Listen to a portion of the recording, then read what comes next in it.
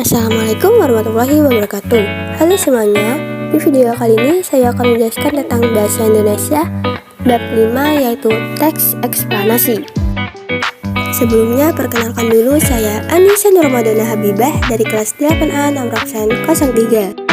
Video kali ini merupakan video tugas bahasa Indonesia tentang teks eksplanasi dari Dr. Sunarto MPD selaku guru bahasa Indonesia di kelas 8A dan guru di SMP Negeri 1 Dringo, Kabupaten Probolinggo. Dalam teks eksplanasi, hal-hal yang akan dibahas yaitu pengertian, tujuan, ciri-ciri, struktur, kaidah kebahasaan, dan contoh. Pengertian teks eksplanasi.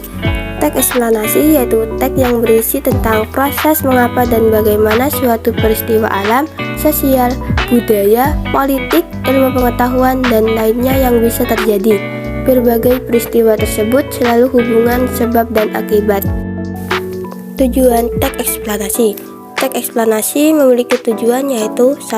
Menjelaskan fenomena yang terjadi, dan 2. Menjelaskan sebab akibat suatu peristiwa. Ciri-ciri teks eksplanasi. 1. Strukturnya terdiri dari pernyataan umum, urutan sebab akibat, dan interpretasi. 2. Informasi yang dimuat berdasarkan fakta atau faktual. 3. Faktual tersebut memuat informasi yang bersifat ilmiah, keilmuan, contoh sains. 4.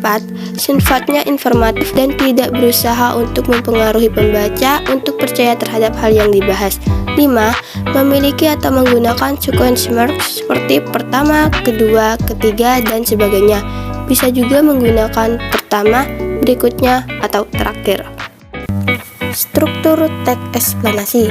1. Pernyataan umum, yaitu berisi pernyataan umum mengenai urutan topik yang akan dijelaskan, proses terjadinya atau proses keberadaan.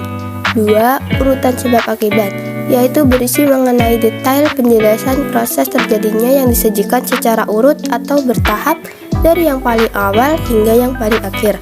3. Interpretasi, yaitu berisi tentang kesimpulan mengenai topik yang telah dijelaskan. Kaidah kebahasaan.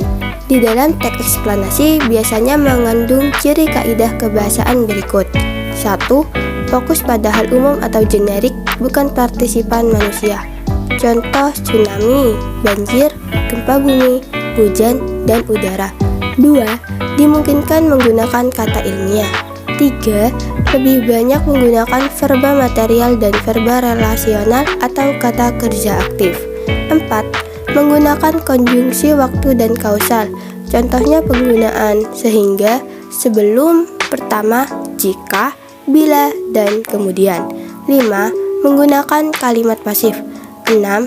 Eksplanasi ditulis untuk membuat justifikasi bahwa sesuatu yang diterangkan secara kausal itu benar adanya. Yang terakhir yaitu contoh. 1. Pernyataan umum atau pembuka. Contohnya seperti gerhana bulan merupakan salah satu fenomena alam yang sering kita jumpai. Peristiwa alam ini terjadi apabila bulan beroposisi dengan matahari. Namun, oposisi bulan dengan matahari tidak akan selamanya peristiwa gerhana bulan. Mengapa? Sebab kemiringan bidang orbit bulan terhadap bidang ekliptika sebesar akan ada saat di mana terjadi perpotongan bidang orbit bulan dengan bidang ekliptika, yang kemudian akan menyebabkan munculnya dua titik yang juga dikenal dengan istilah node. Nah, gerhana bulan akan terjadi apabila bulan beroposisi dengan titik node tersebut. Dibutuhkan sekitar 29,35 hari sampai bulan bergerak dari satu titik ke titik oposisi lainnya. 2. Deretan penjelas atau isi. Contohnya seperti, faktanya ketika terjadi gerhana bulan, sebenarnya terkadang penampakan bulan masih dapat terlihat. Hal ini disebabkan karena sinar matahari yang masih tersisa berbelok menuju arah bulan oleh atmosfer bumi. Sinar matahari yang dibelokkan itu tentu memiliki spektrum cahaya kemerahan, yang merupakan alasan mengapa saat peristiwa gerhana bulan, tampilan bulan akan terlihat lebih gelap, biasanya berwarna merah gelap, jingga, atau bahkan coklat. Untuk mengamati gerhana bulan dapat Anda lakukan dengan mata telanjang tanpa adanya bahaya sedikit pun. Pada saat terjadi gerhana bulan, umat Islam yang melihat dan mengamati peristiwa gerhana tersebut Disunnahkan untuk melakukan salat gerhana atau salat khusuf. Yang terakhir yaitu 3. Penutup atau interpretasi. Contohnya seperti ketika bayangan bumi menutupi sebagian atau seluruh penampakan bulan, maka pada saat itulah akan terjadi gerhana bulan, terutama ketika bumi menempati posisi di antara matahari dan bulan dan berada pada satu garis lurus yang sama, yang kemudian membuat sinar matahari tidak dapat mencapai bulan karena dihalangi oleh posisi bumi saat itu. Baik, itulah penjelasan tentang teks eksplanasi.